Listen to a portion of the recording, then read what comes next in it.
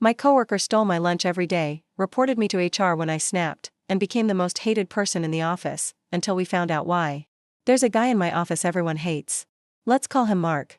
Mark is loud, smug, and has zero shame. For 3 straight months, he stole food from the communal fridge. Not accidentally.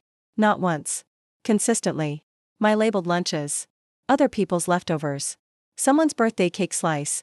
He'd shrug and say, if it's in the fridge, it's fair game. HR talked to him twice. He laughed it off. The final straw was my lunch last Tuesday.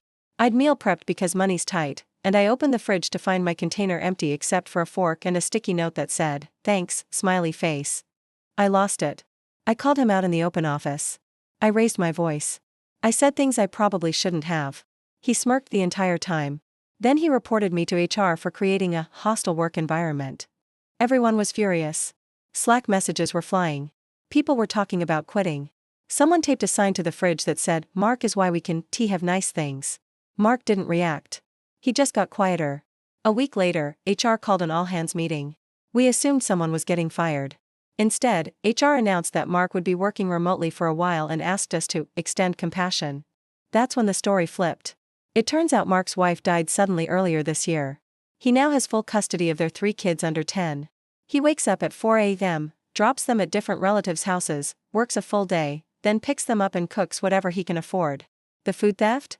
He wasn't eating lunch. He was taking food home because his grocery budget collapsed after hospital bills and legal fees. He never told anyone because, in his words, pity feels worse than hate. The sticky note?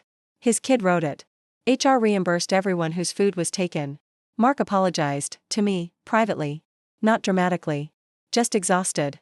Now the office is split. Some people say trauma doesn't excuse being a jerk. Others say we turned a struggling guy into a villain without knowing the story. A few still want him gone. I still lock my lunchbox. But every time I open the fridge now, I wonder how many people we've decided are monsters, just because they never explained why they were surviving the way they were.